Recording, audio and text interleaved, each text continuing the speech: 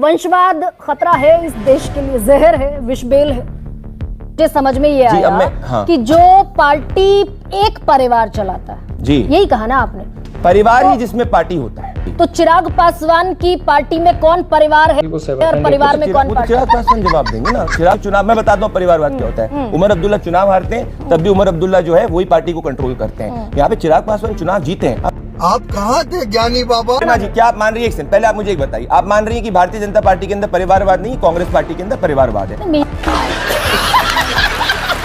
प्रदीप कितना goal post, कैसे मैं गोल पोस्ट शिफ्ट करूं? आप जवाब आप ये किरण चौधरी की बेटी ने कौन सा पार्टी के लिए मेहनत की थी? श्रुति चौधरी टिकट पा गई उस सीट पे सर। यानी कि प्रदीप मुस्कुराते हुए मुझे बताइए जी कि जितने लोग आपके साथ आ जाते हैं वो परिवारवादी नहीं। ऑलराइट दोस्तों, स्वागत है आप सबका इस चैनल के एक और नए वीडियो में। लोकसभा इलेक्शन के बाद इन 4 राज्यों का विधानसभा चुनाव बीजेपी के लिए अग्नि परीक्षा है, क्योंकि इन 4 राज्यों के विधानसभा चुनाव में बीजेपी के पास एक बार फिर से मौका है खोया हुआ जनमत और जनता का विश्वास पाने का। लेकिन बीजेपी का जनमत खोया क्यों? इसका कारण है कथनी और करनी में अंतर। 2014 के लोकसभा इलेक्शन के समय जब बीजेपी ने मोदी जी को अपना प्राइम मिनिस्टर कैंडिडेट बनाया था, तो उस समय देश की जनता यही सोच रही थी कि यह वह बंदा है जिसने गुजरात को कहां से कहां तक पहुंचा दिया है और अब ये देश को भी आगे लेकर के जाएगा। इस नेता की कथनी व करनी में अंतर नहीं है और कुछ सालों तक ऐसा हुआ भी। लेकिन कुछ सालों के बाद बीजेपी की भी वही हालत हो गई जो अन्य पॉलिटिकल पार्टीज़ की हैं, यानी कि बीजेपी भी वही काम करने लगी जिससे परेशान होकर के 2014 में मोदी जी को देश की जनता ने प्रधानमंत्री बनाया था। लोकसभा इलेक्शन 2024 के प्रचार के समय मोदी जी ने राजस्थान में कांग्रेस के ऊपर एक बड़ा इल्जाम लगाया था पेपर लीक को लेकर के। उन्होंने कहा था कि राजस्थान में जो पेपर लीक हुए हैं वहां पर जो कांग्रेस की सरकार है उसका बड़ा हाथ है। आइए सबसे पहले उनके इस स्टेटमेंट को हम देखते हैं। राजस्थान में वहां कांग्रेस की सरकार थी,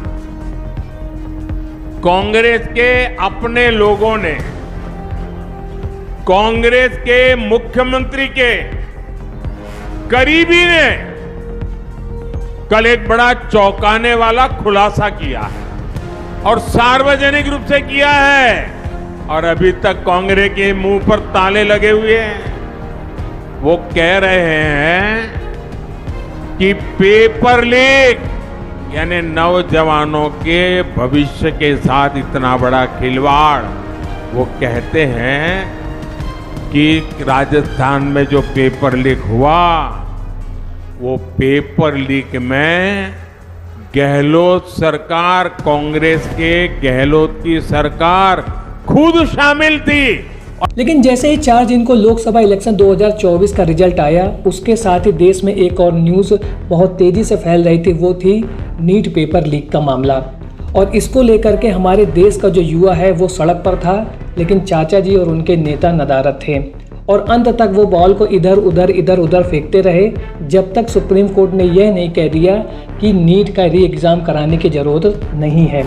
और उसके बाद हमारे देश का युवा अपना दिल मसोस के रह गया और चुपचाप हो गया। तो क्या सुप्रीम कोर्ट के ऑर्डर के बाद रियल में उन युवाओं की प्रॉब्लम सॉल्व हो गई थी जो नीट के पेपर लीक होने के बाद सड़कों पर थे? अब जब ये पेपर लीक का मामला आया था तो उस समय विपक्ष ने बहुत तेजी के साथ इस बात को संसद में भी उठाया था और जनता के बीच में भी वो लेकर के आए थे और इसके हीरो थे राहुल गांधी।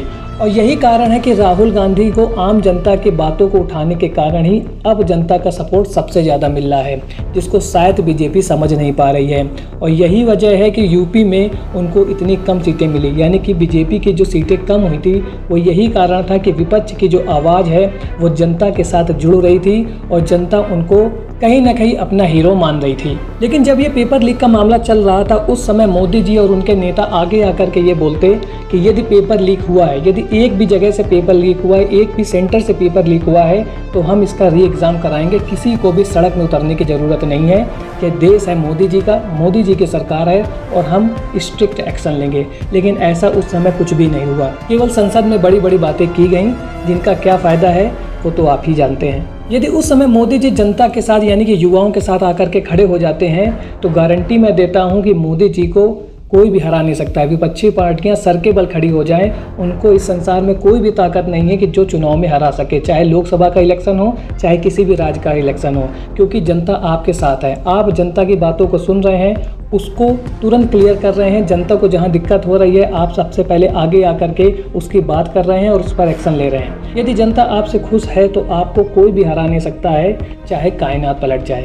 लेकिन इस बात को शायद ये नेता समझना नहीं चाहते। अब 4 राज्यों के विधानसभा चुनाव की कैंपेनिंग भी शुरू हो गई है और मोदी जी भी इसके मैदान में उतर चुके हैं और वे लगातार परिवारवाद और वंशवाद पर अटैक कर रहे हैं। लेकिन विपक्ष इस पर भी उनको घेर रहा है, और घेरे क्यों बिना? क्योंकि हरियाणा में ही बीजेपी ने नेताओं के बच्चों को भर भर के सीट दी है, वो चाहे किरण चौधरी हो, कुलदीप बिश्नोई हो, राव इंद्रजीत सिंह हो या कोई दूसरा नेता हो। इसके साथ साथ बाहरी नेताओं को भी भर भर के सीट दी गई है।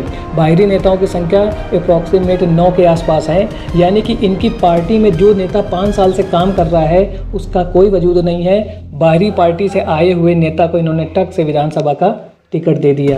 तो आप बताइए कि जो आम कार्यकर्ता है वो आपसे कैसे खुश रहेगा? तो आज मोदी जी की बातों की जो विश्वसनीयता है वो कहीं ना कहीं फीकी पड़ रही है। तो आज का जो डिबेट वीडियो है वो परिवारवाद और वंशवाद के ही मुद्दे पर है। जब एंकर गरिमा सिंह ने बीजेपी प्रवक्ता प्रदीप भंडारी से यह क्वेश्चन किया कि आप लगातार विपक्षी पार्टियों के परिवारवाद और वंशवाद पर क्वेश्चन उठाते रहते हैं, इस बार आपने लोकसभा इलेक्शन 2024 के बाद जो आपने सरकार बना रखी है उसमें बहुत सारी परिवारवादी पार्टियां हैं। चिराग पासवान को ले लीजिए, मांझी जी की पार्टी को ले लीजिए, जयंत चौधरी की पार्टी को ले लीजिए। तो क्या आपकी पार्टी यानी कि बीजेपी को ज्वाइन करने के बाद परिवारवादी पार्टियों का परिवारवाद खत्म हो जाता है, या आपको ऐसा लगता है कि आप केवल विपक्ष की ही पार्टियों के परिवारवाद पर ही अपनी आंखें लगाए रहते हैं, आपको अपनी पार्टी का परिवारवाद नहीं देखता है? तो इसके बाद प्रदीप भंडारी ने ऐसे उत्तर दिए जिनको सुनने के बाद आपका भी दिमाग चकित हो जाएगा कि भैया क्या कह रहे हो तुम। यानी कि प्रदीप भंडारी अपना आंसर देते समय केवल गोल गोल घुमाते रहे जनता को। अब आप जानते ही हैं कि जनता आजकल बहुत ही होशियार हो चुकी है और उनको सब मालूम है कि आप क्या कर रहे हो। तो आज का वीडियो होने वाला है बहुत इंटरेस्टिंग। वीडियो पसंद आए तो वीडियो को लाइक और चैनल को सब्सक्राइब करना ना भूलिएगा। चलिए वीडियो को शुरू करते हैं। प्रधानमंत्री ने 2022 में ये बयान दिया कि बीजेपी के सांसदों के टिकट मेरी वजह से कटे क्योंकि हम वंशवाद के खिलाफ हैं। और आपकी वेबसाइट पर बीजेपी के इंट्रोडक्शन में पहली लाइन है, हम जाति के, वर्ग के, वंशवाद के खिलाफ हैं। ब्रिजभूषण शरण सिंह के बेटे को टिकट दिया कि नहीं दिया? राव इंद्रजीत सिंह की बेटी आरती को टिकट दिया कि नहीं दिया? हे भगवान, तो क्या ब्रिजभूषण शरण सिंह के जो बेटे हैं वो कल नेक्स्ट पार्टी प्रेसिडेंट बनेंगे? लिख के दे सकती हैं आप? गारंटी पूछ रहा हूँ मैं आपसे, गारंटी लिखेंगी? क्या आप लिख के दे सकती हैं कि जो राव इंद्रजीत सिंह की जो बेटी है वो है वो पार्टी प्रेसिडेंट बने? कैसी बात कर रही है? एक पूरे राजनीतिक दल के अंदर अगर जनता किसी को चुनती है वो फाइन है, पर शीर्ष नेतृत्व यहाँ पे प्रोटेक्टेड नहीं है। जैसे कांग्रेस पार्टी के अंदर आपने टॉप पोस्ट प्रोटेक्ट कर दिया। राव इंद्रजीत सिंह बिगड़ गए भाई, आप अपने चैनल राव इंद्रजीत सिंह बिगड़ गए। 11-12 सीटों का गणित बिगड़ रहा था। अहिरवाल वोट आपसे छिटक रहा था। पॉलिटिक्स में मत जाइए। आरती को टिकट दे दिया आपने। आप मुझसे पहले परिवारवाद की बात करिए। अगर आपके चैनल में आप अच्छा काम करेंगी तो आप एडिटर इन चीफ बनेंगी। अगर मैं आपको कहूँ कि भाई आपके चैनल में आप एडिटर इन चीफ नहीं बन सकती, कितनी भी अच्छी शो एंकरिंग कर दे, वो होता है परिवारवाद। परंतु मान लीजिए कोई दूसरी रेफरल से आपके चैनल में आ जाता है और कोई दूसरे स्लॉट में वो एंकरिंग कर देता है और अच्छी एंकरिंग करता है तो उसको वो जायज अपॉर्चुनिटी तो मिलेगी ना Garima ji. It is about protecting the top player. अब मैं जवाब दे दूं कांग्रेस का? जायज नहीं। हाँ, सवाल अच्छा तो मेरा, सुनिए, इनमें से भी तो हमने क्या किसी को फेवर किया? जो राजनाथ जी प्रेसिडेंट थे उनने अपने बेटे को टिकट डिनाई किया था उस वक्त जो प्रेसिडेंट थे वो। मैं आपसे पूछ रहा हूँ क्या कांग्रेस पार्टी में आप राहुल गांधी के चुनाव हार गए? क्यों ऐसा होता है कि राहुल गांधी को बनाया जाता है? अब मैं जवाब दूं कांग्रेस का? नहीं, कांग्रेस से मैं आप तो जवाब ही नहीं। मुझे 30 सेकंड पर कंप्लीटली वही है। पर मैं आपसे पूछूंगा आपके हिसाब से क्या कांग्रेस पार्टी परिवारवादी है, हाँ या ना? भाई मैंने तो प्रूव कर दिया है ना। अब आप मान रही हैं, मुझे बताइए आपके उस लॉजिक के हिसाब से जो मैंने आपको क्या बोला, परिवारवाद मतलब क्या होता है? परिवार इक्वल टू पार्टी। तो आप भी मान रही कि बीजेपी परिवारवाद पार्टी नहीं है। अब मैं और आप डिफर कर रहे हैं बाकी अलायंस पार्टनर पे। अब मैं कांग्रेस का जवाब दे दूं? नहीं, अब बीजेपी पर आइए, आ जाइए बीजेपी पर आ जाइए, बीजेपी पर आइए। प्रदीप भंडारी 1 सेकंड। अच्छा चलिए, प्रधानमंत्री का अरे भैया सुन लीजिए, आप कांग्रेस का जवाब ही नहीं देने दे रही, पता नहीं क्यों। हाँ बोलिए। मैंने सुनिए प्रदीप, इस प्रोग्राम को रिवाइंड करके पूरा तरीके से पूरा देखिएगा और देखिएगा कि डॉली शर्मा से मैंने क्या नहीं पर देश के प्रधानमंत्री कह रहे हैं। तो मुझे ये बताइए कि चिराग पासवान की पार्टी परिवार चलाता है, जेडीएस देवगौड़ा की पार्टी देवगौड़ा का परिवार चलाता है, जीतन राम मांझी की पार्टी जीतन राम के पार्टी के लोग चलाते। एक सेकंड। ओम प्रकाश राजभर की पार्टी ओम प्रकाश राजभर चलाते हैं। निषाद पार्टी संजय निषाद चलाते हैं। जेजेपी दुष्यंत चौटाला, चौधरी देवीलाल, उसके बाद ओम प्रकाश चौटाला, उसके बाद अजय चौटाला, उसके बाद दुष्यंत चौटाला। ये पार्टी जेजेपी जो है वो परिवार चलाती है। अजीत पवार की पार्टी, शरद पवार के भतीजे, वो उनकी पार्टी अजीत पवार चलाते हैं, सुनेत्रा पवार को खड़ा करते हैं अगेंस्ट। ये सारे परिवारवादियों से रिजाइन दिलवाइए फिर कैबिनेट से। अरे कहिए सब रिजाइन करें। अब मैं आपको जवाब दूं, इन सब का इस इलेक्शंस के अंदर ये सब किसके नाम पे वोट मांग रहे थे? प्रधानमंत्री Narendra Modi as prime minister के नाम पे वोट मांग रहे थे। क्या प्रधानमंत्री नरेंद्र मोदी का कोई वंशवाद है? कोई वंशवाद नहीं है। तो ये सबके सब नेता तो प्रधानमंत्री नरेंद्र मोदी के नाम पे वोट मांग रहे हैं। क्या भारतीय जनता पार्टी चला रहे हैं? दुष्यंत चौटाला ने प्रधानमंत्री के नाम पर दुष्यंत चौटाला, एक सेकंड, दुष्यंत चौटाला के साथ अलायंस है ना, अलायंस था, अलायंस टूटा ना। अरे गरिमा जी आप बोल अगेन, गरिमा जी आप पहले आप मानती हैं बीजेपी? एक सेकंड, क्या आप मुझे बताएंगी? आप मानेंगी? गरिमा जी क्या आप मान रही है? एक सेकंड, पहले आप मुझे एक बताइए, आप मान रही है कि भारतीय जनता पार्टी के अंदर परिवारवाद नहीं, कांग्रेस पार्टी के अंदर परिवारवाद है? अब आप मुझसे पूछ रही है। नहीं, क्योंकि आप इतनी सोच अपनी इम्पोज कर रही है ना। मैं जैसे कोट किया, सारे लोगों ने, सारे लोगों ने प्रधानमंत्री मोदी के नाम पर वोट मांगा। और मैं यहाँ कॉन्ट्राडिक्ट कर रही हूँ। कॉन्ट्राडिक्ट नहीं कर रही है। एनडीए चिराग पासवान नहीं चलाते इकलौता, एनडीए दुष्यंत चौटाला नहीं अलग चलाते, पर यहाँ पे सिर्फ और सिर्फ राहुल गांधी चलाते हैं सब कुछ। यहीं से सोनिया गांधी पूरा चलाती है। यहाँ पे कंट्रोल हमारा ट्रांसफर ऑफ पावर किसी को नहीं हुआ है।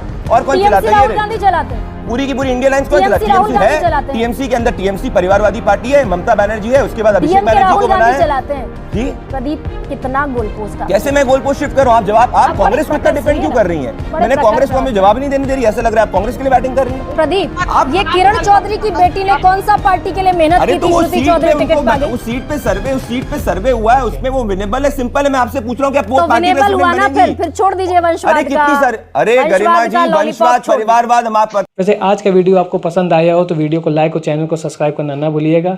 मिलता हूं ऐसे एक और नए इंटरेस्टिंग वीडियो में, तब तक के लिए थैंक्स फॉर वॉचिंग।